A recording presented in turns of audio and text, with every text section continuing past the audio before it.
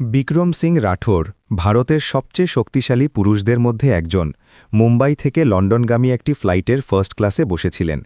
যে মানুষটা একসময় শুধু ভ্রু কুঁচকে একটা গোটা ক্লাসরুমকে শান্ত করে দিতে পারত, আজ সে এতটাই অসহায় ছিল যে তার মুখ লাল হয়ে গিয়েছিল এবং কাঁপতে থাকা হাতে সে তার কয়েক মাসের মেয়েটিকে কোলে ধরেছিল। সে বুঝতে পারছিল না কি করবে। অনান্যা, তার মায়ের মতো বাদামি চোখের মিষ্টি মেয়েটি কাঁদতে কাঁদতে নীল হয়ে গিয়েছিল। প্লেন ওড়ার পর থেকে সে টানা ৩ ঘণ্টা ধরে কাঁদছিল এবং থামার কোনো লক্ষণ দেখা যাচ্ছিল না। বিক্রম তার ডায়াপার বদলেছিল, তাকে দুধ খাওয়ানোর চেষ্টা করেছিল, তাকে আদর করেছিল, ঘুম পাড়ানোর গান গেয়েছিল, এমনকি প্রধান এয়ার হোস্টেসকেও সাহায্যের জন্য ডেকেছিল। কিন্তু কান্না প্রতি মুহূর্তে আরও তীব্র হচ্ছিল। পুরো ফার্স্ট ক্লাস কেবিনটা একটা প্রেসার কুকারের মতো দম বন্ধ করা হয়ে গিয়েছিল, যা ফেটে যাওয়ার উপক্রম। ৩ নম্বর সিটে বসা নাতাশা শর্মা নামে একজন মহিলা তার ফোন বের করল, নীললজ্জের মতো ভিডিও বানাতে লাগল এবং তারপর সহানুভূতির ভঙ্গিতে মাথা নাড়ল। সে তার চুল ঠিক করল, ঠোঁট কুচকাল এবং ব্যঙ্গাত্মক সুরে ক্যামেরায় বলল, ধনকুবের কিন্তু নিজের মেয়েকে সামলাতে পারছে না। একটি বাচ্চার জন্য পুরো প্লেন কিছুই শুনতে পাচ্ছে না। আর ১ নম্বর সিটে বসে থাকা রাজেশ মেহরা, সেই টাক পড়া লোকটি, একটু ঝুঁকে এত নিচু স্বরে বলল, যা তবুও পুরো সারি শুনতে পাচ্ছিল, মনে হয় বোর্ডরুমে আদেশ দেওয়ার অভ্যেস আছে, বাচ্চার ডায়পার বদলানোর নয়। পেছন থেকে কিছু চাপা হাসির আওয়াজ এলো। বিক্রম থুতু গিলল, তার মুখ ছিল ভাবলেশহীন, কিন্তু তার হাত তখনও তার ছটপট করতে থাকা মেয়েটিকে শক্ত করে ধরেছিল, যে জলের বাইরে আসা মাছের মতো কাতরাচ্ছিল। অনেক দিন হয়ে গিয়েছিল যখন সে নিজেকে এত দুর্বল আর ছোট অনুভব করেছিল। অনন্যার প্রতিটি গোঙানি সেই বাবার হৃদয়ে ছুরির মতো বিঁধছিল, যে সম্প্রতি এক বিরাট ট্র্যাজেডির মধ্যে দিয়ে গেছে। বাচ্চাটির মা প্রিয়া সন্তানের জন্মের পরে হওয়া জটিলতার কারণে হাসপাতালে ভর্তি ছিল। একজন এয়ার হোস্টেস আস্তে করে কাছে এলো এবং ফিসফিস করে বলল, মিস্টার রাঠোর, হয়তো আপনার উচিত বাচ্চাটিকে সিটের সাথে লাগানো দোলনায় শুইয়ে দেওয়া। কখনো কখনো বাচ্চারা ক্লান্ত হয়ে নিজেরাই ঘুমিয়ে পড়ে। বিক্রম মাথা নাড়ল, সে তার মেয়েকে ছেড়ে যেতে পারছিল না। তার বাবার উপস্থিতি দরকার, সে এটা জানত, কিন্তু সে এটাও দেখছিল যে কেবিনে প্রত্যেকের চোখ সূচের মতো তার দিকে বিঁধে যাচ্ছিল। ঠিক তখনই সেই টানটান পরিস্থিতিতে, যা ভেঙে পড়ার দ্বারপ্রান্তে ছিল, পেছনের সিটগুলো থেকে একটি মৃদু, বিনয়ী কণ্ঠস্বর এলো। এটা কোনো বকাঝকা বা অভিযোগ ছিল না, বরং একটা আন্তরিক প্রস্তাব ছিল। মাফ করবেন স্যার, আমি কি একবার চেষ্টা করে দেখতে পারি? সবাই পেছনে ঘুরল। সেখানে ছিল একজন রোগা ছেলে, যার মুখ রোদে পোড়া এবং কালো চোখ দুটোতে একটা অদ্ভুত ঝলক। তার কাঁধে ছিল একটি পুরনো ব্যাকপ্যাক এবং হাতে একটি ড্রয়িং বুক, যা পেন্সিলের দাগ আর ফর্মুলায় ভর্তি ছিল। তার পোশাক দামি ছিল না এবং তার কথা বলার ধরনে বিহারের গ্রামীণ টান ছিল। বিক্রম পলক ফেলল। এক মুহূর্তের জন্য সে সঙ্গে সঙ্গে মানা করে দিতে চাইল, কিন্তু যখন সে ছেলেটির আন্তরিক আর শান্ত চোখ দেখল, সে ইতস্তত করল। আমার ছোট বোনও ঠিক এমনি করে কাঁদত, হতে পারে ওর পেটে গ্যাস হয়েছে। ছেলেটি খুব ধীরে বলল, যেন সে ভয় পাচ্ছে যে বাচ্চাটি আরও জেগে যাবে। বিক্রম অনন্যার দিকে তাকালো, তারপর সেই ছেলেটির দিকে। সে একটু সরে গেল এবং খুব সাবধানে, সতর্কতার সাথে বাচ্চাটিকে ছেলেটির হাতে তুলে দিল। ছেলেটি তাকে নিল, তার ছোট্ট শরীরটাকে নিজের দুহাতে সামলাল এবং তারপর খুব কোমলভাবে নড়তে শুরু করল। এক হাতে বাচ্চাটির মাথাকে ধরল, অন্য হাত দিয়ে তার পিঠে একই তালে আলতো করে চাপড়াতে লাগল এবং একই সাথে বাচ্চাটির শরীরকে তার কাঁধের কোণে আড়াআড়ি করে নিল। সে কিছুই বলল না, শুধু ধীরে ধীরে তার শরীরকে একটা ছন্দে দোলাতে লাগল, যেন হৃৎস্পন্দনের তালে ঘুমপাড়ানি গান শোনাচ্ছে। ৩০ সেকেন্ড পেরোল, কান্না কমতে লাগল। আরও ১ মিনিট পেরোল, তখন শুধু হালকা গোঙানি বাকি রইল। অনন্যা পুরোপুরি চুপ হয়ে গেল। ফার্স্ট ক্লাস কেবিনে যেন হাওয়া ফুরিয়ে গেল। কেউ কিছু বলল না। নাতাশা ভিডিও করা বন্ধ করল, তার ঠোঁট সামান্য কুচকে গেল। মেহেরা চোখ এড়াতে জানালার বাইরে তাকাতে লাগল।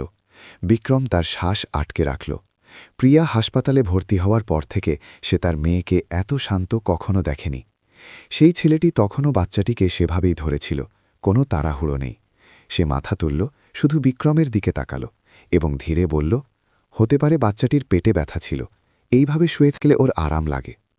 বিক্রম নিজের হাঁটুতে হাত শক্ত করল এবং তারপর ধীরে ধীরে উঠে দাঁড়াল। ছেলেটির কাঁধে হাত রাখল। তোমার নাম কি? আমার নাম অর্জুন কুমার, আমি লন্ডনে গণিত প্রতিযোগিতার জন্য যাচ্ছি। কিছুক্ষণ পর বিক্রম এগিয়ে বলল, ঠিক তেমনই নিচু স্বরে, যেন এক বাবা আর একজন উদ্ধারকর্তার মধ্যে কোনো গোপন কথা। তোমাকে ধন্যবাদ। অনন্যা সেই অচেনা ছেলেটির, যার হাত পরিশ্রমে শক্ত হয়ে গিয়েছিল, তার বাহুতে শান্তিতে ঘুমোচ্ছিল। কিন্তু সে বাচ্চাটিকে এমনভাবে তুলে ধরেছিল যেন সে পুরো বিশ্বকে তুলে ধরেছে। সিট বেল্টের সাইন বন্ধ হল। এয়ার হোস্টেস ঘোষণা করল যে বিমান অবতরণের জন্য প্রস্তুতি নিচ্ছে। কিন্তু সবার চোখ তখনও একটি দৃশ্যের দিকে স্থির ছিল। একজন অসহায় ভারতীয় ধনকুবের এবং একজন গরিব বিহারি ছেলে তার মেয়েকে কোলে ধরে আছে, যে পুরো ফার্স্ট ক্লাসকে পুরোপুরি নীরব করে দিয়েছে। কেবিনের শেষ প্রান্তে নাতাশা চুপিসারে ভিডিওটি পোস্ট করে দিল। বিমানের সবচেয়ে শক্তিশালী মানুষটি এইমাত্র একজন নামহীন ছেলের কাছে হেরে গিয়েছিল। বিমানের দরজা খুলল। ফার্স্ট ক্লাসের যাত্রীরা একে একে হিথ্রো বিমানবন্দরে নিঃশব্দে নামতে লাগল। কেউ যা ঘটেছে তা নিয়ে প্রকাশ্যে কথা বলার সাহস পেল না, কিন্তু অনেকের পকেটে ফোন বেজে উঠল। একটি ছোট ভিডিও নোটিফিকেশন বিদ্যুতের গতিতে ছড়িয়ে পড়ছিল। বিক্রম ধীরে ধীরে হাঁটছিল। এক হাতে সুটকেস টানছিল, অন্য হাতে অনন্যার ছোট কবজি শক্ত করে ধরেছিল। মেয়েটি জেগে উঠেছিল, কিন্তু তখনও ঘুম জড়ানো।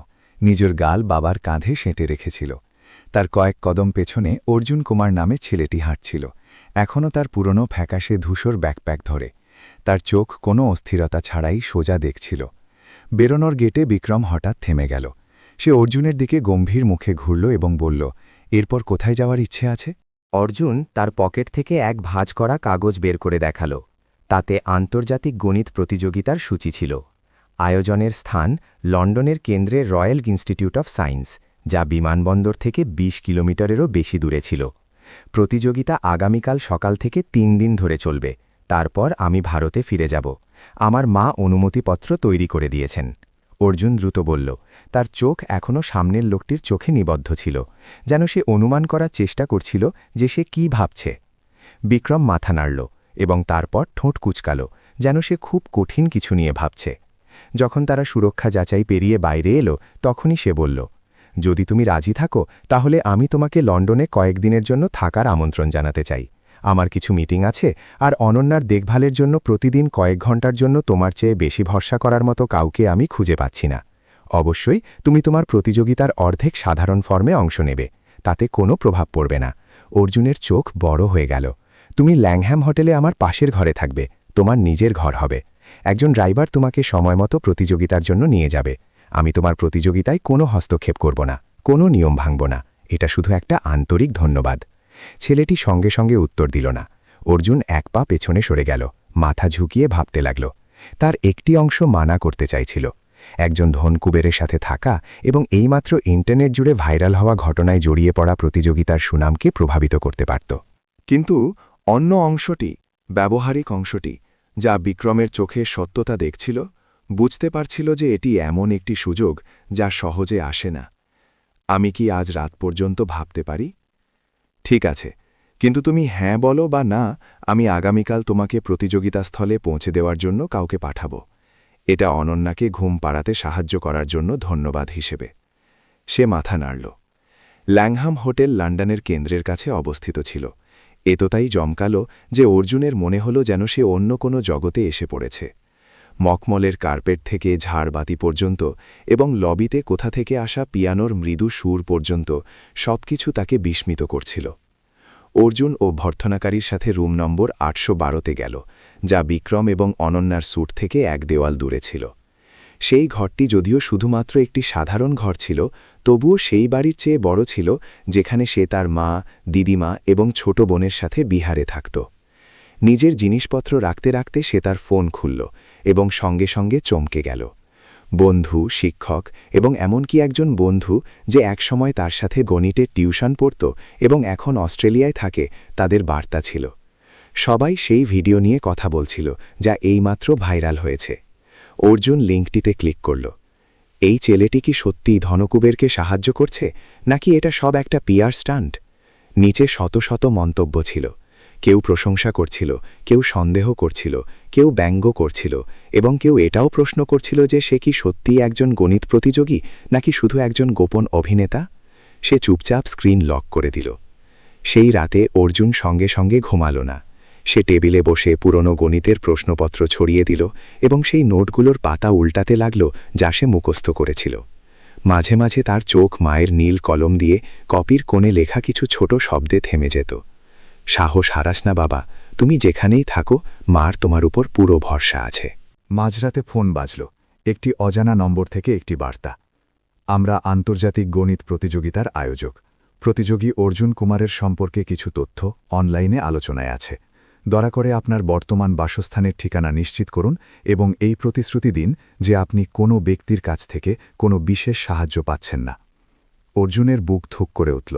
সে খুব দ্রুত উত্তর দিল, আমি ল্যাংহাম হোটেলে থাকছি। আমার কাছে আমার মায়ের অনুমতিপত্র আছে। প্রতিযোগিতার বিষয়বস্তু সম্পর্কিত কোনো সাহায্য নিচ্ছি না। দয়া করে আয়োজক কমিটি নিশ্চিন্ত থাকুন। উত্তর 1 মিনিট পর এলো, আমরা নিয়ম অনুযায়ী যে কোনো লঙ্ঘন কঠোরভাবে সামলাব। সে ফোন নামিয়ে রাখল, বিছানায় শুয়ে পড়ল। তার চোখ অন্ধকারে খোলা রইল। পরের দিন সকালে একটি জমকালো কালো গাড়ি হোটেলের সামনে দাঁড়াল, যা অর্জুনকে প্রতিযোগিতা স্থলে নিয়ে গেল। বিক্রম সাথে গেল না, শুধু ড্রাইভারের মাধ্যমে একটি বার্তা পাঠাল, তোমার প্রতিযোগিতার জন্য শুভকামনা। আমি অনন্যার খেয়াল রাখব। আজ তোমার দিন। কিন্তু যখন গাড়ি চলল, অর্জুন জানত না যে নাতাশা কয়েক মিনিট আগে একটি নতুন ভিডিও পোস্ট করেছিল, যেখানে সে বলছিল, এটা কি সত্যিই একটা কাকতালীয় ঘটনা, নাকি এই সব কোনো বিশেষ স্থান পাওয়ার জন্য একটি নাটক? ছেলেটি নিজেকে গণিত প্রতিযোগী বলে, কিন্তু একজন ধনু কুবেরের হোটেলে থাকে। আপনারা কি ভাবছেন? ঠিক তখনই যখন অর্জুন রয়্যাল ইনস্টিটিউট অফ সায়েন্সের গেটে তকল, তার মুখ তখনও শান্ত ছিল। যেন সে ইন্টারনেটে চলতে থাকা তোলপাড় সম্পর্কে কিছুই পড়েনি। তার হাতে শুধু একটি ফাইল ছিল, যাতে কাগজপত্র, কিছু সাবধানে ছাঁটা পেন্সিল এবং একটি সাধারণ হাতঘড়ি ছিল, যা তার মা তাকে 8ম শ্রেণীতে দিয়েছিলেন। সেই দিন পরীক্ষার হল লোকে লোকারণ্য ছিল। বিভিন্ন দেশের প্রতিযোগীরা সবাই উত্তেজনায় ছিল, একে অপরের থেকে একটি নির্দিষ্ট দূরত্ব বজায় রেখেছিল। কেউ জানত না যে তাদের প্রতিদ্বন্দ্বীকে, কিন্তু প্রত্যেকে প্রতিটি পদক্ষেপের সাথে বাড়তে থাকা চাপ অনুভব করতে পারছিল। অর্জুন সরাসরি নিবন্ধন ডেস্কে গেল। একজন মাঝবয়সী মহিলা তার কাগজপত্র পরীক্ষা করল, ছবি এবং প্রতিযোগী কার্ড মেলাল এবং তারপর তাকে পরীক্ষার হলে যাওয়ার ইঙ্গিত করল। সে মাথা নাড়ল এবং কিছু বলল না। পরীক্ষার হলটি একটি বড় হলঘর ছিল, যা সমান দূরত্বে একক টেবিলের সারিতে বিভক্ত ছিল। অর্জুন নির্দিষ্ট স্থানে বসে গেল। সে তার ব্যাগ খুলল, কলম, রাফ পেপার বের করল এবং সেগুলোকে তার সামনে সুন্দর করে রাখল। ঘড়িতে 8:30 বাজছিল। তত্ত্বাবধায়ক প্রশ্নপত্র বিতরণ করল। প্রশ্নপত্রে 3টি বিভাগ ছিল, কম্বিনেটরিক্স, সংখ্যাতত্ত্ব এবং কঠিন জ্যামিতি। প্রথম প্রশ্ন থেকেই অর্জুন বুঝতে পারল যে এটি একটি খুব কঠিন প্রশ্নপত্র ছিল, যা সে কখনও করা কোনো অনুশীলনপত্রের মতো ছিল না। কিন্তু আতঙ্কিত না হয়ে সে লিখতে শুরু করে দিল। কোনো তাড়াহুড়ো নেই, কোনো লম্বা চওড়া লেখা নেই, শুধু ছোট, সঠিক এবং সুসংগত যুক্তির লাইন।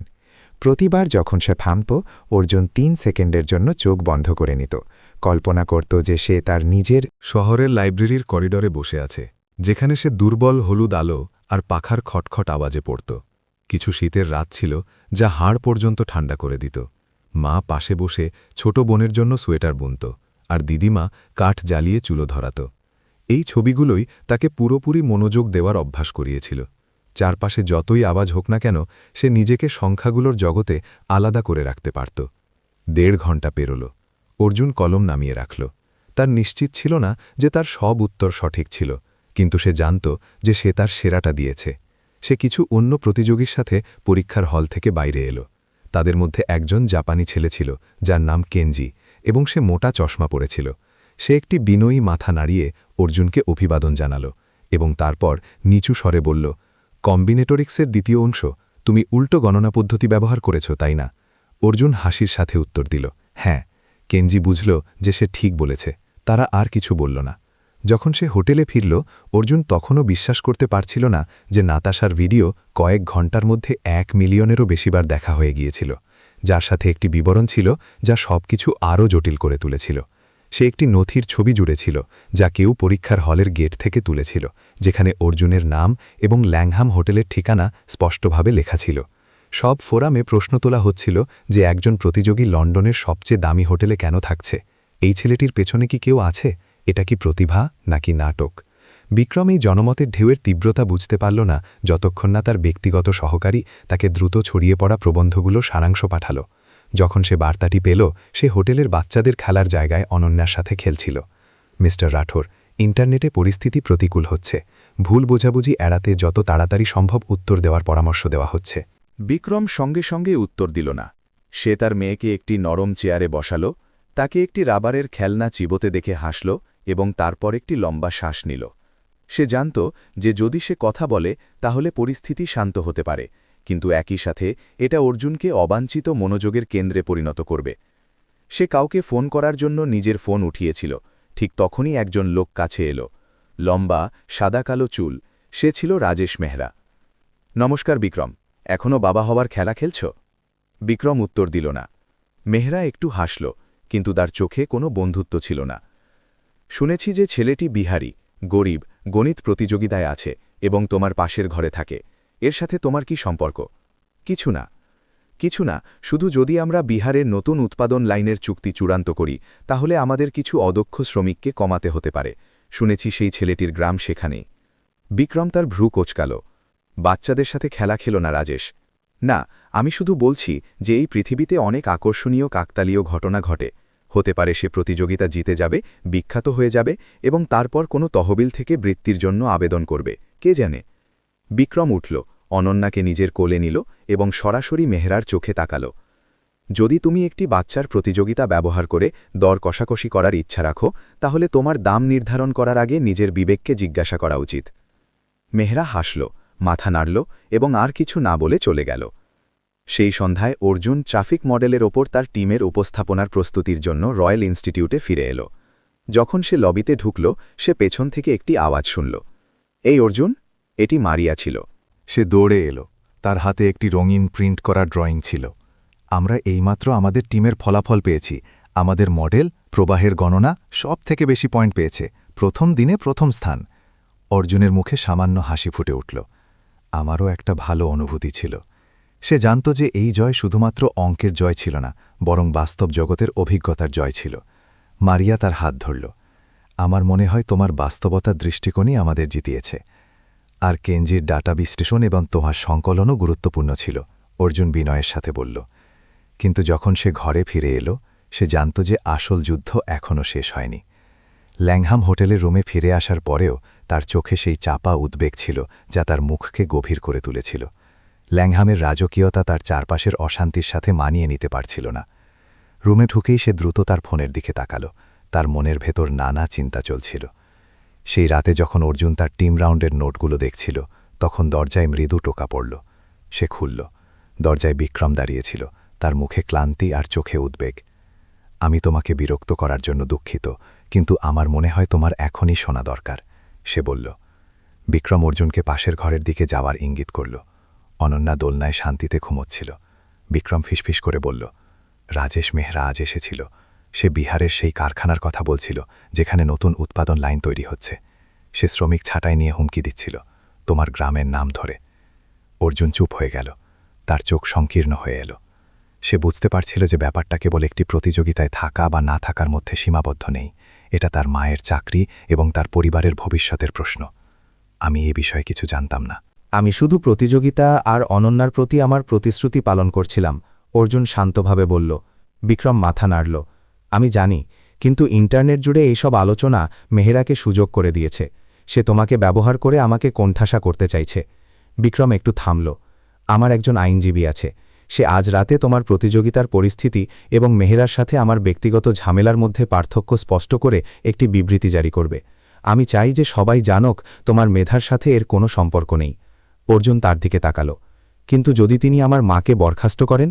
বিক্রম তার কাঁধে হাত রাখল।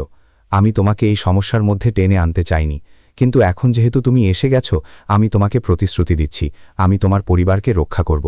শুধু তোমার মায়ের চাকরি নয়, তোমার প্রতিযোগিতা যেন কোনো ধরনের অযাচিত চাপের শিকার না হয় সেটাও দেখব।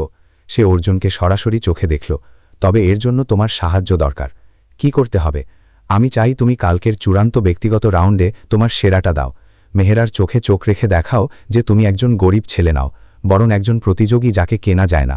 আর অন্যদিকে তোমাকে অনন্যার কাছে থাকতে হবে। আমার মিটিং শেষ না হওয়া পর্যন্ত ওকে শান্ত রাখার দায়িত্ব নিতে হবে। সেই রাতে অর্জুন ঘুমাতে পারল না। সে নিজের জীবনকে দুভাগে দেখছিল। একদিকে গণিত, যুক্তির জগৎ, অন্যদিকে ক্ষমতার লড়াই, যেখানে সে শুধু একটি ছোট ঘটি। সে জানত যে এখন তার শুধু একটাই পথ আছে, তা হল তার দক্ষতা আর দৃঢ় সংকল্প দিয়ে উত্তর দেওয়া। পরের দিন সকালে রয়্যাল ইনস্টিটিউটে চূড়ান্ত ব্যক্তিগত রাউন্ডের জন্য উত্তেজনা ছিল চরমে। গণিত ফোরামে আলোচনা তুঙ্গে ছিল, সবাই অর্জুনের ওপর নজর রেখেছিল। যখন সে পরীক্ষার হলে ঢুকল, সে দেখল যে ক্যামেরার ফ্ল্যাশ এবং রিপোর্টারদের ভিড়। অর্জুন তার আসনে বসল, তার চারপাশে নিরাপত্তা জোরদার করা হয়েছিল। যখন প্রশ্নপত্র এলো, সে মনোযোগ সহকারে পড়তে লাগল। এটি ছিল সবচেয়ে কঠিন সেট, বিশেষ করে সংখ্যাতত্ত্বের। একটি জটিল প্রমাণ যা সমাধান করতে বছরের পর বছর লাগতে পারত। অর্জুন চোখ বন্ধ করল। সে তার মায়ের ফিসফিস করা কথাগুলো মনে করল। সাহস হারাস না বাবা, তাদের কাছে টাকা আছে, আমাদের কাছে আছে দৃঢ় সংকল্প। সে কলম উঠিয়ে লিখতে শুরু করল। প্রথম রাফ পেপার, তারপর দ্বিতীয়, তারপর তৃতীয়। সে সময় জ্ঞান হারিয়েছিল। যখন সে সম্পূর্ণ সমাধানে এসে পৌঁছাল, তখন আর মাত্র 5 মিনিট বাকি ছিল। সে দ্রুত তার উত্তরগুলো মূল কাগজে লিখল। তার যুক্তির প্রতিটি ধাপ এতটাই স্পষ্ট ছিল যে কোনো পর্যবেক্ষকের পক্ষেই তাকে অস্বীকার করা সম্ভব ছিল না। সে কলম নামিয়ে রাখল। তার দিকে তাকানো সমস্ত চোখে একটা মিশ্র অনুভূতি ছিল, আশ্চর্য, সম্মান আর কিছুটা সন্দেহ। যখন সে রয়্যাল ইনস্টিটিউট থেকে বের হল, তখন তার মন হালকা ছিল। সে জানত যে সে তার সেরা দিয়েছে। ল্যাংহাম হোটেলে ফিরে অর্জুন দেখল যে বিক্রম এবং অনন্যা লবিতে বসে আছে। বিক্রমের মুখ শান্ত ছিল, কিন্তু তার চোখগুলো তখনও চিন্তিত। কি হল? অর্জুন জিজ্ঞাসা করল। কিছু না, শুধু অনন্যা তোমাকে খুঁজছিল, বিক্রম শান্তভাবে বলল। অর্জুন বাচ্চাটিকে তার কোলে নিল। অনন্যা তার বাবার মতো শক্ত হাতের স্পর্শে সাথে সাথে শান্ত হয়ে গেল। তখনই বিক্রমের ফোন বেজে উঠল, মেহরার পক্ষ থেকে। বিক্রম ফোন ধরল এবং খুব শান্ত অথচ দৃঢ় স্বরে কথা বলল। রাজেশ, আমি তোমার প্রস্তাব শুনলাম, কিন্তু তোমাকে একটা কথা বলতে চাই। আমি সেই সব মানুষকে ভালোবাসি যারা তাদের কাজের প্রতি সৎ। আর অর্জুন সেই প্রমাণ করেছে যে সে একজন সত্যিকারের চ্যাম্পিয়ন। বিক্রম একটু হাসল। আর তোমার বিহারের কারখানার কথা?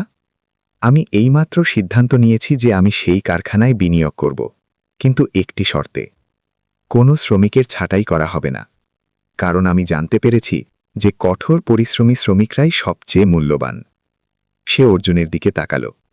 তুমি তোমার খেলা খেলো, আর আমি আমারটা। ফোন রাখার পরে বিক্রম অর্জুনের দিকে ফিরল। তোমার ফল পরের দিন প্রকাশিত হবে, কিন্তু আমার কাছে তুমি ইতিমধ্যেই জিতে গেছ। অর্জুন শুধু হাসল। সে বুঝতে পারছিল যে তার নিজের জীবনের গল্প কেবল একটি গণিত প্রতিযোগিতার ফলাফল দিয়ে লেখা হয়নি, বরং একটি ধনকুবের এবং একজন গরিব ছেলের মধ্যে গড়ে ওঠা সম্পর্ক দিয়ে লেখা হয়েছে, যা তাকে এমন এক ক্ষমতা আর দৃঢ়তা দিয়েছে যা সে কখনো আশা করেনি। সে এখন শুধুমাত্র একজন প্রতিযোগী নয়, বরং একটি ছোট মেয়ের রক্ষাকর্তা এবং এক নতুন ব্যবসায়ী জগতের বন্ধু। আরেক সম্পূর্ণ হয়েছে। কেনজি স্প্রেডশিট ব্যবহার করে সিমুলেশন লিখছে। ক্লাউজ এখনও অনুকূলন ফলাফলগুলো পরীক্ষা করছে।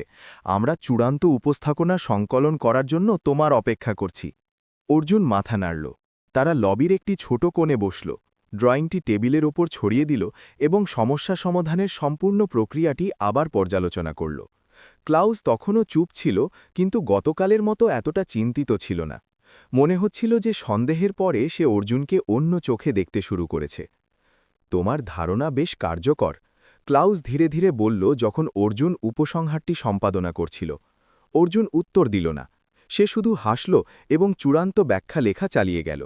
রাতে যখন অর্জুন তার উপস্থাপনার খসড়া পর্যালোচনা করছিল, হোটেলের করিডোরে নাতাশা আবারও হাতে ফোন নিয়ে এলো। আরও একটি বিবৃতি রেকর্ড করার প্রস্তুতি নিচ্ছিল, কিন্তু এবার হোটেলের একজন ওয়েটার ইতস্তত করে কাছে এলো। মাফ করবেন ম্যাডাম, ব্যক্তিগত এলাকায় আপনার ফিল্ম তৈরি করার বিষয়ে হোটেল অভিযোগ পেয়েছে। আমরা আপনাকে অনুরোধ করছি অন্য অতিথিদের গোপনীয়তাকে সম্মান জানান। নাতাশা ভ্রু কুঁচকাল, তার ফোন রেখে দিল, কিন্তু সে থামল না। তার রুমে ফিরে যাওয়ার সময় সে সোশ্যাল মিডিয়ায় একটি নতুন পোস্ট করল। আমি চুপ থাকব না।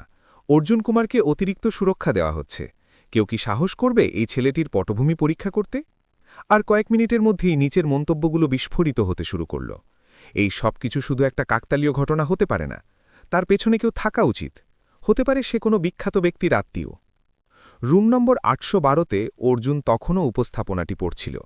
সে মারিয়ার পরামর্শ অনুযায়ী সম্পূর্ণ ভূমিকাটি আবার লিখেছিল, যেখানে ভারতের বাস্তবতা থেকে শুরুর ওপর জোর দেওয়া হয়েছিল, যেখানে ট্রাফিককে প্রায়শই বড় মডেলগুলোতে উপেক্ষা করা হয়। হঠাৎ দরজায় টোকা পড়ল। বিক্রম ছিল। সে ভেতরে এলো, তার হাতে একটি ফাইল ছিল। আমাকে তোমাকে এটা জানাতে হবে, সে একটি কপি দিতে গিয়ে বলল। রাজেশ মেহরা এইমাত্র ভারতে স্যাটেলাইট চুক্তির চূড়ান্ত প্রস্তাব পাঠিয়েছে।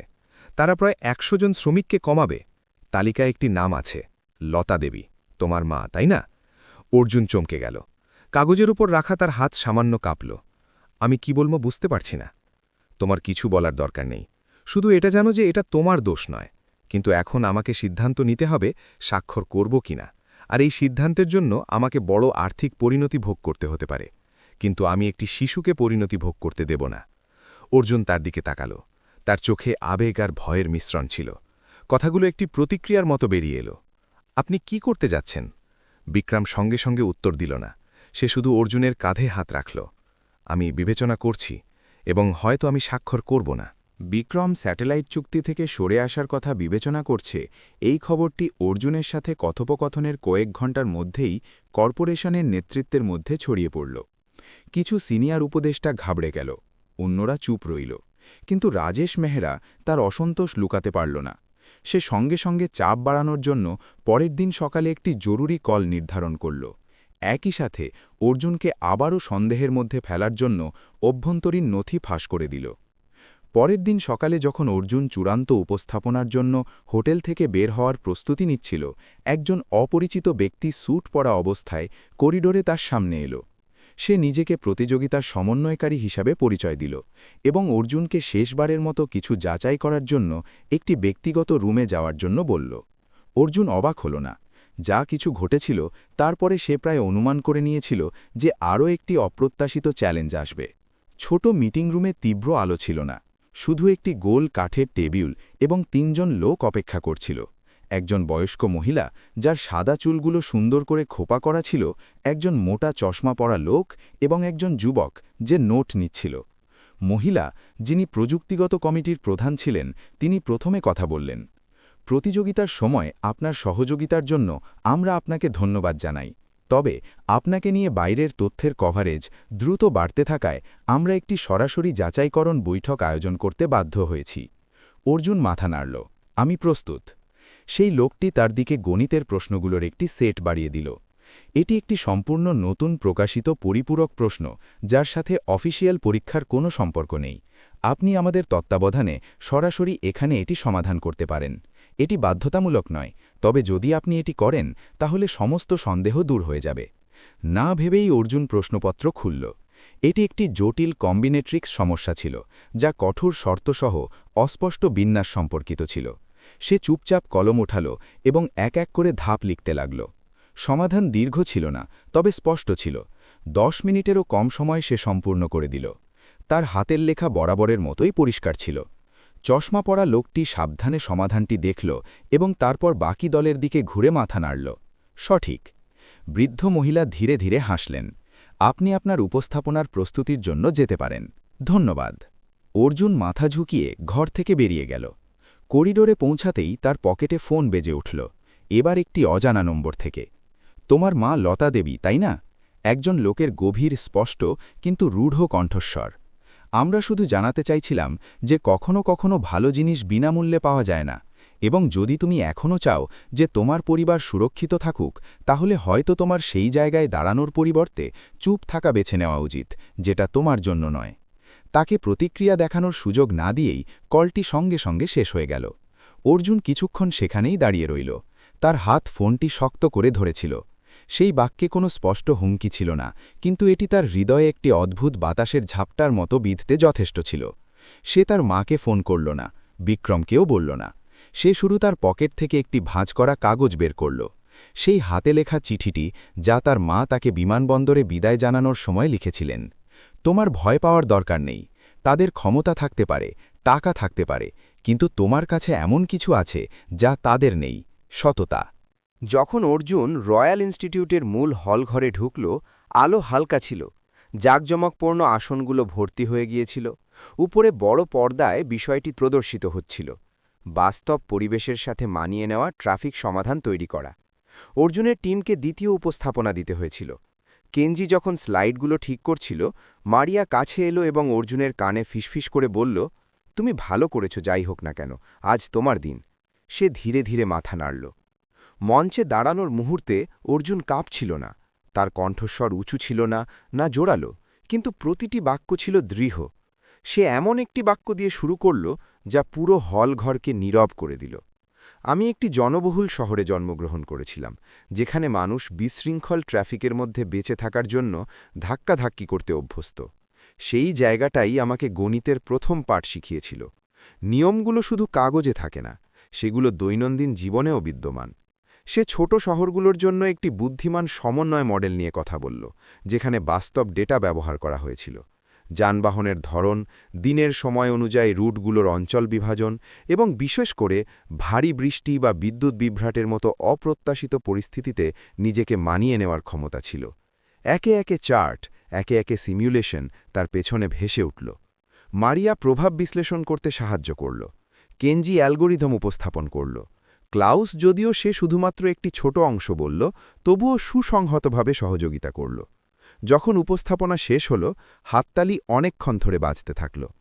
জুরির মধ্যে অধ্যাপক মীরা দেসাই বসেছিলেন, যিনি টেকসই ট্রাফিকের উপর তার গবেষণার জন্য বিখ্যাত একজন ভারতীয় বংশোদ্ভূত বিজ্ঞানী ছিলেন। তিনি অর্জুনের দিকে কিছুক্ষণ তাকালেন এবং তারপর বললেন, তুমি কি জানো, ২০ বছর আগে আমিও বিহারের একটি স্টেশনে দাঁড়িয়েছিলাম। মানুষের ভিড়ের মধ্যে আমার জিনিসপত্র তুলে নিয়ে দিল্লি বিশ্ববিদ্যালয়ে পড়ার জন্য ট্রেনে উঠেছিলাম। অর্জুন অবাক হয়ে তার দিকে তাকাল। আমি সেই জায়গাটিকে ধন্যবাদ না জানাতে থাকতে পারি না, যা আমার একটি অংশকে তোমার মধ্যে দেখিয়েছে। আজ পুরো হলঘর নীরব হয়ে গেল। কিন্তু যখন সে মঞ্চ থেকে নামল, তাকে সঙ্গে সঙ্গে একদল বিদেশি সাংবাদিক ঘিরে ধরল। প্রথম প্রশ্ন এলো, এটা কি সত্যি যে আপনি মিস্টার বিক্রম সিং রাঠোরের কাছ থেকে আর্থিক সহায়তা পাচ্ছেন? অর্জুন তার মুখ তুলে সরাসরি ক্যামেরায় তাকাল। আমি প্রতিযোগিতার বিষয়বস্তু সম্পর্কিত কোনো আর্থিক সহায়তা পাইনি। আমি শুধু একটি কাঁদতে থাকা শিশুকে সাহায্য করেছিলাম এবং তিনি শুধু আমাকে এখানে সময়মতো পৌঁছানোর জন্য পর্যাপ্ত ঘুম নিতে সাহায্য করেছেন। ঠিক সেই মুহূর্তে বিক্রম হল ঘরে ঢুকল। অনন্যা তার কাঁধে ছিল। সে কিছু বলল না, শুধু চুপচাপ অর্জুনকে দেখল এবং তারপর সাংবাদিকদের দিকে ঘুরল। আপনারা আমাকে জিজ্ঞাসা করতে পারেন, এই ছেলেটির সুরক্ষার দরকার নেই, কিন্তু যদি আপনার কখনো ছোট বাচ্চা থাকে তাহলে আপনি বুঝবেন, কখনো কখনো দয়ালুতার জন্য কোনো কারণের প্রয়োজন হয় না। পুরো হল ঘর হতবাক হয়ে গেল। এরপরে কেউ আর কিছু বলল না। সেই মুহূর্তের পরে হলের সবার চোখ নরম হয়ে গেল। কেউ ঠোঁট কুঁচকে মাথা নাড়ল, কেউ চুপচাপ কলম নামিয়ে রাখল, আর অর্জুন সেখানেই দাঁড়িয়ে রইল, না হাসল না বিজয় দেখাল। সে শুধু ধীরে ধীরে অনন্যার দিকে ঘুরে তার হাত স্পর্শ করল। অনুভব করল যে তার তাপমাত্রা এখনও স্বাভাবিকের চেয়ে সামান্য গরম। প্রায় ২ ঘণ্টা পর যখন সব প্রতিযোগী দল আনুষ্ঠানিকতা শেষ করেছিল, অর্জুন হলঘর থেকে বেরোতেই বিক্রমের একটি ছোট বার্তা পেল। বাচ্চাটির হালকা কাঁপুনি শুরু হয়েছে, আমি তাকে পরীক্ষার জন্য নিয়ে যাচ্ছি, যদি পারো তুমিও চলে এসো। না ভেবেই অর্জুন সঙ্গে সঙ্গে আয়োজকদের কাছ থেকে বাধ্যতামূলক নয় এমন পার্টি থেকে যাওয়ার অনুমতি চাইল এবং তারপর একটি ট্যাক্সি নিয়ে সরাসরি সেই পুরনো শিশুদের ক্লিনিকে গেল, যেখানে তারা আগে গিয়েছিল। ডক্টর দ্বিতীয়বার তাপমাত্রা মাপছিলেন। অনন্যা একটি গদিযুক্ত চেয়ারে শুয়েছিল, তার চোখগুলো সামান্য ঘুম জড়ানো, মুখ দিয়ে হালকা শ্বাস নিচ্ছিল। বিক্রম পাশে দাঁড়িয়েছিল, তার মুখ ছিল চিন্তিত। অর্জুন ভেতরে আসতেই সে সঙ্গে সঙ্গে ঘুরল, তার চোখে স্পষ্ট স্বস্তি ছিল। তুমি এসে গেছো। ডাক্তার সন্দেহ করছেন যে দাঁত ওঠার সাথে সাথে ফ্লাইট পরবর্তী কানের সমস্যার প্রতিক্রিয়াও হচ্ছে। বিপজ্জনক নয়, তবে এটি ক্লান্তি এবং বিরক্তি সৃষ্টি করবে। অর্জুন ঝুঁকে ধীরে ধীরে বাচ্চাটির হাতে নিজের হাত রাখল। অনন্যা পলক ফেলল এবং প্রতিক্রিয়ায় ধীরে ধীরে তার হাত ধরল। তার চোখ নরম হয়ে গেল। ডাক্তার নাকে দেওয়ার ওষুধ, জ্বরের ওষুধ এবং সাধারণ মাসাজের নির্দেশ দিলেন। বিক্রম প্রতিটি ধাপ সাবধানে মনে রাখল। ক্লিনিক থেকে বের হওয়ার সময় সন্ধ্যা হয়ে গিয়েছিল। হোটেলে ফিরে যাওয়ার সময় গাড়িতে বিক্রম হঠাৎ জিজ্ঞাসা করল, যদি কাল তোমাকে সর্বোচ্চ পুরস্কার বিজয়ী ঘোষণা করা হয়, তাহলে তুমি প্রথমে কি করবে? অর্জুন কয়েক সেকেন্ড চুপ থাকল এবং তারপর ধীরে ধীরে উত্তর দিল, আমি আমার মাকে ফোন করব, তিনি হয়তো তখনও কারখানায় তার শিফটে থাকবেন। বিক্রম ধীরে ধীরে মাথা নাড়ল। সে জানালার বাইরে তাকালো, তার কণ্ঠস্বর নিচু হয়ে গেল। তুমি কি জানো যে যদি আমি সেই চুক্তিতে স্বাক্ষর করি তাহলে তোমার মায়ের কারখানা ছাঁটাইয়ের আওতায় চলে আসবে? আমি জানি, অর্জুন দ্বিধা ছাড়াই উত্তর দিল। আমি গতকাল থেকে জানি, কেউ আমাদের ফোন করে ইঙ্গিত করেছিল। বিক্রম চোখ কুচকাল। তুমি আমাকে বলনি কেন? কারণ আমি ভেবেছিলাম যে যদি আপনি এমন ব্যক্তি হন যেমনটা আমি আপনার উপর বিশ্বাস করেছি, তাহলে আপনি নিজেই জেনে যাবেন যে আপনাকে কি করতে হবে। যদি না হয় তাহলে বলেও কোনো লাভ হতো না। বিক্রম উত্তর দিল না, কিন্তু যখন গাড়ি থামল সে খুব ধীরে একটি বাক্য বলল, আমি বুঝতে পেরেছি। সেই রাতে রুম ৮১২তে অর্জুন আবারও সেই ছোট টেবিলটিতে বসেছিল, যার উপর তার পুরনো নোট বইগুলো ছড়িয়েছিল, যা তার সাথে বিহার থেকে লন্ডন এসেছিল। কালির কলম দিয়ে লেখা, বাঁকা হাতে লেখা, অসম্পূর্ণ লেখা গণিতের প্রশ্ন এবং মা কর্তৃক মনে করিয়ে দেওয়ার জন্য আন্ডারলাইন করা চিহ্নগুলো। ধীরে করো, কিন্তু নিশ্চিত করো। কারো চেয়ে ভালো হওয়ার দরকার নেই, শুধু গতকালের নিজের চেয়ে ভালো হও। ফোন বেজে উঠল। এটি বাড়ি থেকে আসা কল ছিল। বাবা, মা শুনেছেন তুমি খুব ভালো করেছ। তার মায়ের কণ্ঠস্বর উষ্ণতা এবং হাঁপানোয় ভরা ছিল, যেন তিনি এই মাত্র কাজ থেকে ফিরেছেন। হ্যাঁ মা, ঠিকঠাক হয়েছে। ওখানে সব ঠিক আছে? কেউ তোমাকে বিরক্ত করেনি তো? কেউ আমাকে বিরক্ত করেনি মা। শুধু কিছু কথা আছে যা আমি পুরোপুরি বলিনি, কিন্তু আপনি চিন্তা করবেন না। যাই হোক না কেন, আমি ঠিক থাকব। অন্য প্রান্তে নীরবতা নেমে এলো। তারপর তার মা ধীরে ধীরে বললেন, তার কণ্ঠস্বর ভেঙে যাচ্ছিল, শুধু তুমি সঠিক পথে চলো, ভয় পেও না। মানুষ যাই বলুক না কেন, মা সব সময় তোমাকে বিশ্বাস করবে। অর্জুন চুপ রইল। চোখের জল চুপচাপ কপির পাতার উপর পড়ল, পুরনো হাতের লেখার সাথে মিশে তাকে ঝাপসা করে দিল। পরের দিন সকালে যখন অর্জুন পুরস্কার অনুষ্ঠানের জন্য হলঘরে যাওয়ার প্রস্তুতিতে হোটেলের লবিতে নামল, রিসেপশনিস্ট হঠাৎ তাকে থামাল। একজন ব্যক্তি ব্যক্তিগত প্রতীক্ষালয়ে তার জন্য অপেক্ষা করছিলেন। সে ভেতরে গেল, দেখল যে রাজেশ মেহরা অপেক্ষা করছে। তার হাতে তখনও কফির কাপ ছিল, যেন তার হৃদয়ে কোনো আঁচড় পড়েনি। নমস্কার অর্জুন, সে শান্তভাবে বলল। তুমি কি জানো, কিছু মানুষ জেতার জন্য জন্মে, কিন্তু কিছু মানুষ চুপ থাকার জন্য জন্মে। এই পৃথিবী নিরপেক্ষ নয়, তুমি এটা জানো, তাই না? অর্জুন তার দিকে তাকাল। তার কণ্ঠস্বর হালকা কিন্তু তীক্ষ্ণ ছিল। আমি জানি, কিন্তু আমার পক্ষ বেছে নেওয়ার দরকার নেই, কারণ আমি নীতি বেছে নিয়েছি। মেহরা ফিকে হাসল এবং উঠে দাঁড়াল। নীতি, সবচেয়ে দামি জিনিস, যার জন্য এই পৃথিবীতে কোনো জায়গা নেই। তারপর সে চলে গেল। তার পিছনে একটি বিষণ্ণ শূন্যতা রেখে গেল। কিন্তু অর্জুন ভয় পেল না। সে তার পিঠ দেখল এবং তারপর বাইরের দিকে ঘুরল। সকালের রোদ তার কাঁধে পড়ল, পাথরের মেঝেতে তার ছায়া তৈরি করল। কয়েক মিনিট পর বড় হলঘরে, যেখানে পুরস্কার অনুষ্ঠান শুরু হতে যাচ্ছিল, বিক্রম এক কোণে বাড়িয়েছিল। অনন্যা একটি শাল জড়ানো ছিল। তার গোল গোল চোখ চারপাশে দেখছিল। সে তার সহকারীর ফোন পেল। মিস্টার রাঠোর, আমরা নিশ্চিত করছি যে আপনার কাছে স্বাক্ষরবিহীন ছাঁটাই চুক্তি প্রত্যাখ্যান করার অধিকার আছে, তবে এর ফলে আপনার কোম্পানির শেয়ার কিছুটা কমে যাবে। আপনি কি নিশ্চিত? বিক্রম তার মেয়ের দিকে তাকাল এবং তারপর কোনো দ্বিধা ছাড়াই বলল, আমার সিদ্ধান্ত অনুযায়ী এগিয়ে যাও। সেই কারখানার কোনো শ্রমিক শুধু লাভের জন্য তাদের চাকরি হারাবে না। কলের পরে সে ঝুঁকে অনন্যার কপালে চুম্বন করল। সে হাসল, যেন সে কিছু বুঝেছে। পুরস্কার অনুষ্ঠান রয়্যাল ইনস্টিটিউট অফ সায়েন্সের বড় হলঘরে অনুষ্ঠিত হল। মঞ্চে একটি বিশাল স্ক্রিন ছিল, যাতে প্রতিযোগিতা যাত্রার স্মরণীয় ছবিগুলো দেখানো হচ্ছিল। প্রতিযোগীরা পরীক্ষার হলে প্রবেশ করছে, টিম উপস্থাপনার ছবি, সিমিউলেশন সমস্যার অংশ এবং জুরির মন্তব্যের মুহূর্ত। অর্জুন কেনজি এবং মারিয়ার মধ্যে তৃতীয় সারিতে চুপচাপ বসেছিল। ক্লাউস কিছুটা দূরে বাইরের দিকে চুপ করে বসেছিল। লাউডস্পিকারে আওয়াজ এলো, আয়োজকদের মঞ্চে আসার জন্য আমন্ত্রণ জানানো হল।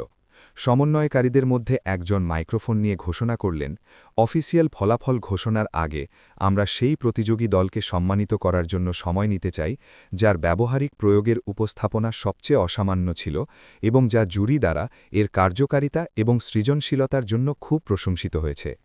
মঞ্চের আলো দিক পরিবর্তন করল। আয়োজকরা দলের প্রতিনিধি মারিয়া ডস সান্তোস, ক্লাউস মুলার, কেনজি নাকামুরা এবং অর্জুন কুমারকে আমন্ত্রণ জানাচ্ছে। হাততালির গগন বিদারী শব্দ হল। 4 জন উপরে এলো।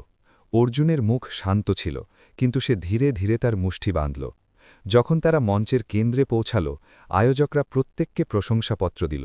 সেই সাথে টিম যে সিমিউলেশন মডেল তৈরি করেছিল তাও দেখানো হলো। অধ্যাপক মীরা দেশাই মাইক্রোফোন নিয়ে বাইরে এলেন এবং ধীরে ধীরে এক এক করে শব্দ বললেন। যে জিনিসটি আমাদের মুগ্ধ করেছে তা কেবল সমাধান ছিল না, বরং এটি ছিল যে আপনারা আপনাদের বোঝাকে একটি খুব বাস্তব পরিস্থিতিতে রেখেছিলেন, এমন একটি জায়গায় যাকে বেশিরভাগ মানুষ উপেক্ষা করে। তিনি অর্জুনের দিকে ঘুরলেন। আমরা সেই অনুভূতিকে স্বীকৃতি জানাই এবং আমরা বিশ্বাস করি যে যদি সম্প্রদায়ের জন্য চিন্তাভাবনা করা তরুণরা থাকে তবে বিজ্ঞানের ভবিষ্যৎ কেবল কাগজে থাকবে না। হাততালি অনেকক্ষণ ধরে বাজতে থাকল। হলঘরের কিছু লোক সম্মানে উঠে দাঁড়াল। যখন টিম তাদের আসনে ফিরল, অর্জুনের ফোন ধীরে ধীরে বাজল। এটি একটি অজানা নম্বর থেকে একটি বার্তা ছিল। খুব ভালো, কিন্তু মনে হচ্ছে তুমি এখন একজন সেলিব্রিটি হতে চলেছ, সাবধানে থেকো। অর্জুন উত্তর দিল না। সে ফোন বন্ধ করল এবং তাকে তার পকেটে রেখে দিল। আধ ঘন্টারও কম সময়ের পরে ইন্টারনেটে একটি নতুন খবর এলো। অর্জুন কুমার, যিনি এইমাত্র উপস্থাপনা পুরস্কার জিতেছেন, তার একটি অজ্ঞাত উৎস থেকে একটি তহবিলের সাথে আর্থিক সম্পর্ক রয়েছে। পুরস্কার কি আগে থেকেই ঠিক করা ছিল? নিচে পুরনো পোস্ট থেকে কাটা ছবি ছিল, যা ইচ্ছাকৃতভাবে এমনভাবে জুড়ে দেওয়া হয়েছিল যাতে সন্দেহ হয় যে অর্জুন বিক্রমের সমর্থন পেয়েছিল। আবারও নাতাশা এই তথ্যটি শেয়ার করা প্রথম ব্যক্তি ছিল। কিন্তু এবার বিক্রম চুপ রইল না। অনুষ্ঠানের ঠিক পরে সে ল্যাংহ্যাম হোটেলে তার ব্যক্তিগত ঘরে একটি ছোট সংবাদ সম্মেলন করল, যেখানে কিছু সাংবাদিককে আমন্ত্রণ জানানো হলো। কোনো আড়ম্বর নেই, কোনো সাজসজ্জা নেই, কোনো স্লোগান নেই। সে শুধু আলো ঝলমলে ঘরের মধ্যে দাঁড়িয়েছিল, অনন্যাকে কোলে নিয়ে। গত কয়েকদিনে আন্তর্জাতিক গণিত প্রতিযোগিতায় একজন ভারতীয় প্রতিযোগীকে আমার সমর্থন নিয়ে অনেক গুজব ছড়িয়েছে। আজ আমি প্রকাশ্যে একটি কথা বলতে চাই। হ্যাঁ, আমি অর্জুন কুমারকে বাসস্থান, পরিবহন এবং মৌলিক যত্নে সহায়তা প্রদান করেছি, কিন্তু এর একটি পয়সাও প্রতিযোগিতার বিষয়বস্তু সম্পর্কিত ছিল না এবং আমার এর জন্য বিন্দুমাত্র অনুতাপ নেই। সে চারপাশে দেখল। কিছু লোক ভাবে যে আমি এটি আমার ভাবমূর্তি তৈরি করার জন্য করেছি। ভুল নয়, আমি আমার মেয়ের জন্য একটি ভাবমূর্তি তৈরি করছি, যাতে সে বড় হলে জানতে পারে যে তার বাবা কখনো কোনো লাভের চেয়ে দয়ালুতা এবং প্রতিভাকে বেশি গুরুত্ব দিয়েছেন। নীরবতা নেবে এলো।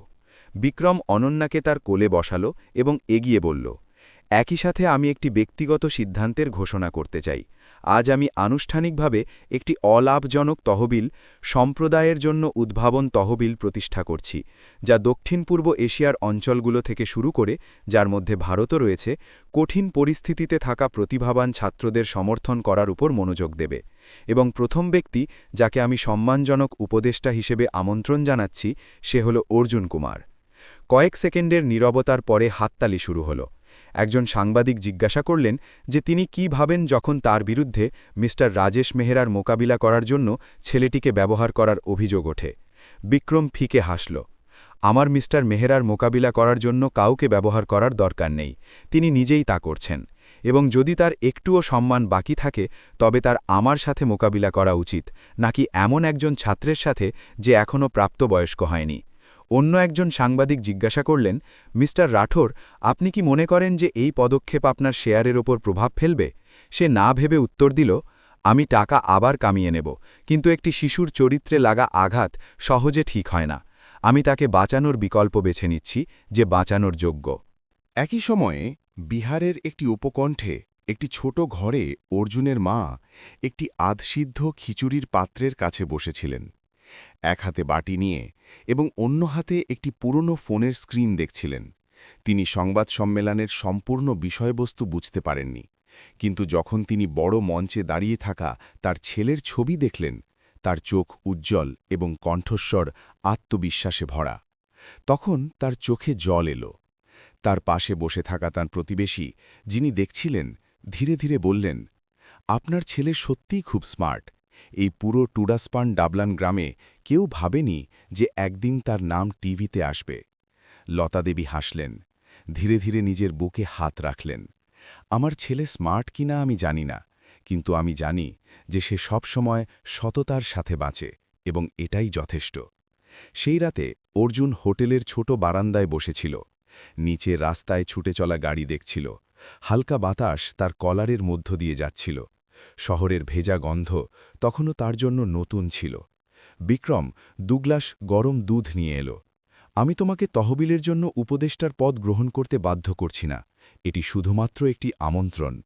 অর্জুন দুধের গ্লাস নিল, মাথা ঝুঁকালো। আমি এটি গ্রহণ করার সাহস করতে পারি না, কিন্তু যদি আমি করতে পারি তবে আমি আমার মতো অন্যান্য বন্ধুদের খুঁজে পেতে সাহায্য করতে চাইব। অনেক লোক আছে যারা আমার চেয়ে স্মার্ট, কিন্তু তারা সুযোগ পায়নি। বিক্রম তাকে গভীর এবং শান্ত চোখে দেখল। তাহলে তুমি এইমাত্র আমার তহবিলকে সেরা উপায়ে শুরু করতে সাহায্য করেছ।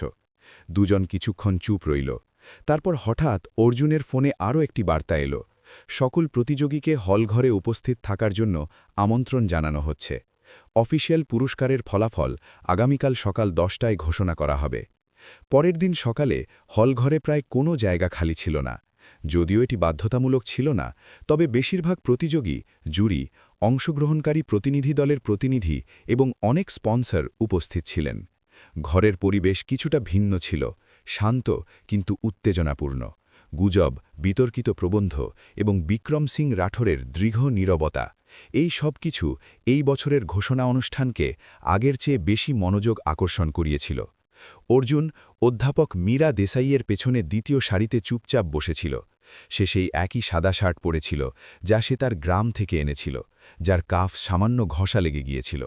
সে তার সাথে ফোন আনেনি, না কোনো বিশেষ আশা। এখন তার জন্য সবকিছু জয় পরাজয়ের ঊর্ধ্বে চলে গিয়েছিল। লাউডস্পিকারে আওয়াজ এলো। আয়োজক কমিটির প্রতিনিধি মঞ্চে এলেন। একটি অভূতপূর্ব প্রতিযোগিতা, এমন একটি প্রতিযোগিতা যেখানে প্রতিভা কেবল উত্তরপত্রের মাধ্যমেই নয়, বরং চাপ এবং ভুল বোঝাবুঝির মোকাবিলা করার পদ্ধতিতেও প্রকাশিত হয়েছে। গভীর বিবেচনার পর আমরা সর্বোচ্চ ব্যক্তিগত পুরস্কারের অফিসিয়াল ফলাফল ঘোষণা করছি। সবাই তাদের শ্বাস আটকে রাখল। প্রথম পুরস্কার ভারতের প্রতিনিধি অর্জুন কুমারকে দেওয়া হল। এক মুহূর্তের নীরবতার পরে পুরো হলঘরে হাততালির শব্দ ছড়িয়ে পড়ল। মারিয়া ধীরে ধীরে অর্জুনের হাতা টানল। কেনজি আলতো করে তার পিঠ চাপড়ে দিল। ক্লাউস শুধু তাকে দূর থেকে দেখল, ধীরে ধীরে মাথা নাড়ল। প্রথমবারের মতো তার চোখে কোনো সন্দেহ ছিল না। অর্জুন উঠল। সে তাড়াহুড়ো করে মঞ্চে গেল না। সে তার মাথা ঘুরিয়ে হলঘরের শেষ প্রান্তে দেখল, যেখানে বিক্রম অনন্যাকে কোলে নিয়ে দাঁড়িয়েছিল। দুজন হাসল। তার মাথা নাড়ানো একটি নীরব, শব্দহীন স্বীকৃতির মতো ছিল। মঞ্চে অর্জুন প্রশংসাপত্র এবং তার বুকে ঝকঝকে একটি উজ্জ্বল রৌপ্য পদক গ্রহণ করল। আলো সরাসরি তার মুখে পড়ল। একজন রোগা কিশোর, যার মুখে দৃঢ় কালো চোখ ছিল।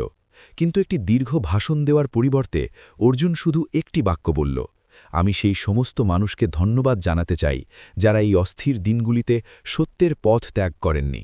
নিচে বিক্রম চুপচাপ তার মাথা ঝুঁকিয়ে নিল এবং অনন্যা যেন তার কথাকে এগিয়ে নিয়ে হঠাৎ হেসে উঠল।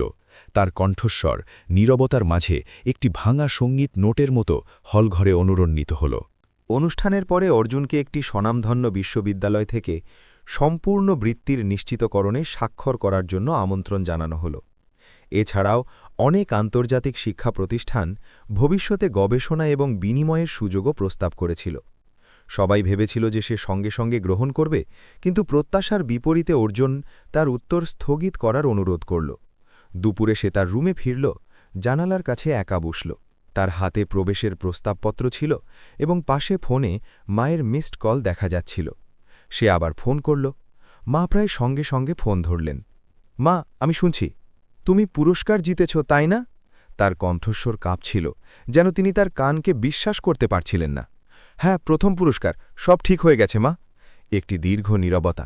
তারপর লতাদেবী ধীরে ধীরে বললেন, কারখানার নতুন ম্যানেজাররা আজ এসেছিলেন।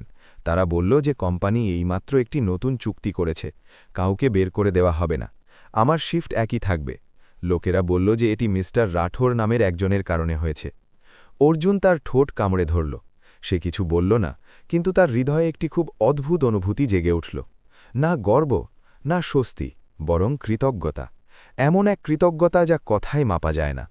মা, যদি আমি পড়তে যাই তবে আমি প্রতি গ্রীষ্মে ফিরে আসতে পারব, এবং আমি প্রতিশ্রুতি দিচ্ছি যে পড়া শেষ করার পরে আমি চিরতরে ফিরে আসব। আমি ভুলব না যে আমি কোথা থেকে এসেছি।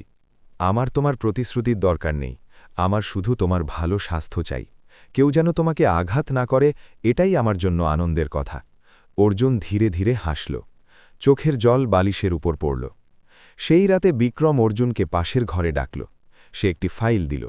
এটি বৃত্তির প্রতিশ্রুতি। তুমি এখনই প্রবেশ নিতে পারো বা 1 বছরের জন্য স্থগিত করতে পারো, এটা তোমার পছন্দ।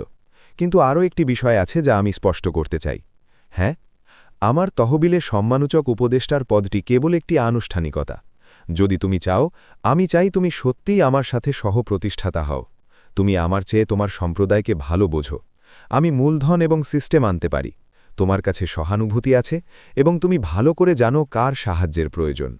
অর্জুন হতবাক হয়ে গেল। তার একটা অংশ বিশ্বাস করতে পারছিল না যে এমনটা হতে পারে, কিন্তু অন্য অংশটি বুঝতে পারছিল যে এটি কোনো দয়া ছিল না, এটি একটি সুযোগ ছিল এবং একটি গুরুতর আমন্ত্রণ ছিল। আমার গুছিয়ে নেওয়ার জন্য কিছুটা সময় লাগবে, কিন্তু যদি আমি গ্রহণ করি তবে আমি চাই প্রথম তহবিলটি বিহারে প্রতিষ্ঠিত হোক, যেখানে আমার ছোট বোনের মতো শিশুরা আছে, যেখানে আমার মায়ের মতো মায়েরা আছে। বিক্রম তার হাত বাড়াল, অর্জুন তা ধরে শক্ত করল। পরের দিন সকালে লন্ডন থেকে ভারতে ফিরে যাওয়া ফ্লাইট হালকা রোদে রওনা হল। যাত্রী কেবিনে অর্জুন জানালার কাছে বসেছিল। তার হাতে একটি ছোট উপহারের বাক্স ছিল, যার ভেতরে পুরস্কারের পদকটি সাবধানে মোড়ানো ছিল। সে বাইরে তাকালো। আকাশ একটি প্রতিশ্রুতির মতো প্রসারিত ছিল। তার মাথা কাঁচের সাথে ঠেকিয়ে সে চোখ বন্ধ করল। তার চোখের সামনে আবারও একটি শিশুর ছবি এলো, যে ফার্স্ট ক্লাস কেবিনের মাঝে এক টানা কাঁদছিল। একজন অসহায় বাবা, একটি সম্পূর্ণ অচেনা পৃথিবী এবং একটি সহজ সিদ্ধান্ত, এগিয়ে যাওয়া এবং হাত বাড়ানো। একটি ছোট কাজ যা তার বাকি জীবন বদলে দিল। বিমান এইমাত্র দিল্লি বিমানবন্দরে নেমেছিল। অর্জুন ধীরে কিন্তু স্থির চালে কেবিন থেকে বেরিয়ে এলো। যদিও সে তখনও সাধারণ পোশাক পরেছিল এবং তার হাতে পুরনো ব্যাকপ্যাক ছিল, কিন্তু তার চোখ এখন সেই কিশোরের ছিল না যে কয়েকদিন আগে বিমানে উঠেছিল। তাকে স্বাগত জানাতে একজন রোগা মহিলা ছিলেন, যার চুলে পাক ধরেছিল। তার চোখ রাত জাগার কারণে লাল ছিল। লতা দেবী।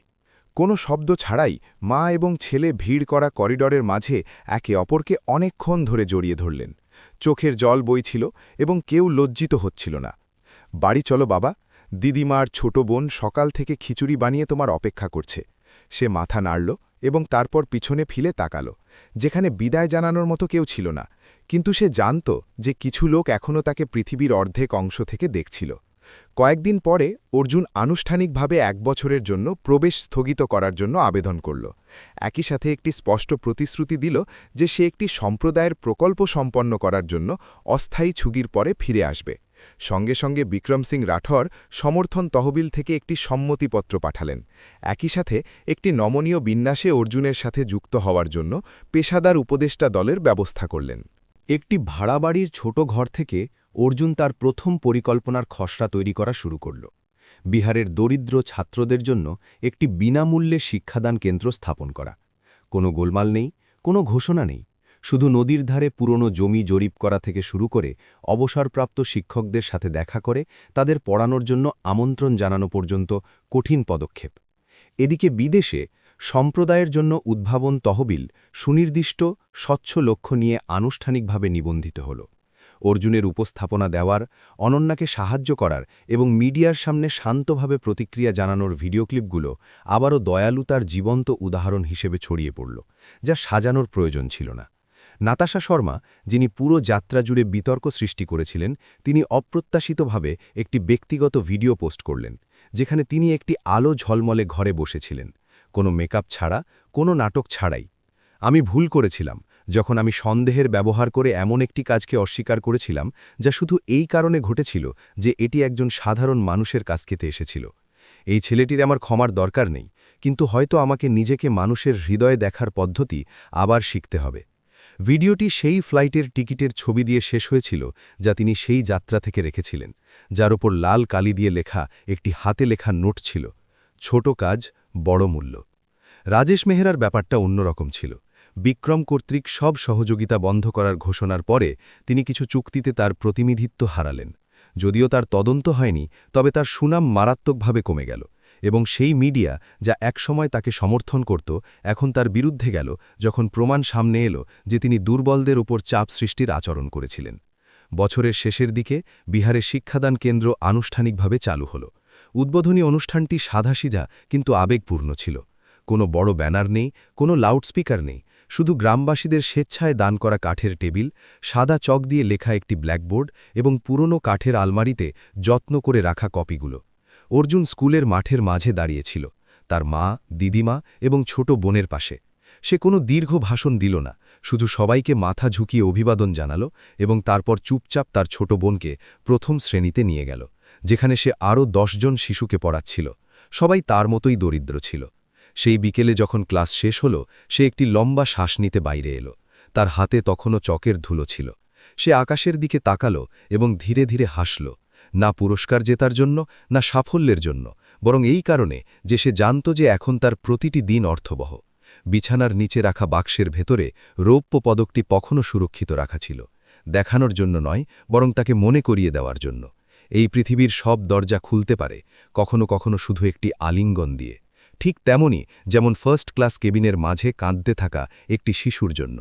সেই দিনের সেই কাজটি কোনো অলৌকিক ঘটনা ছিল না, কিন্তু সেটাই যে কোনো অলৌকিক ঘটনার চেয়ে বড় কিছুর পথ খুলেছিল। একটি হৃদয় যা সঠিক জিনিসটি বেছে নিতে জানত, তখনও যখন কেউ দেখছিল না। ধন্যবাদ যে আপনি এই গল্পটি শেষ পর্যন্ত শুনেছেন।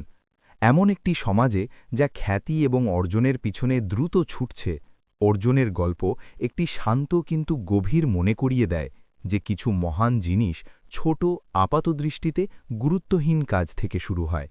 একটি আলিঙ্গন, সমালোচনামূলক চোখের মাঝে একটি শান্ত পদক্ষেপ, খ্যাতি এবং লাভের মোড়ে একটি সৎ পছন্দ, এই সব কিছু একজনের জীবনের জন্য পথ প্রদর্শক আলো হতে পারে এবং পুরো সম্প্রদায়ের জন্য পথ প্রদর্শক আলো হতে পারে।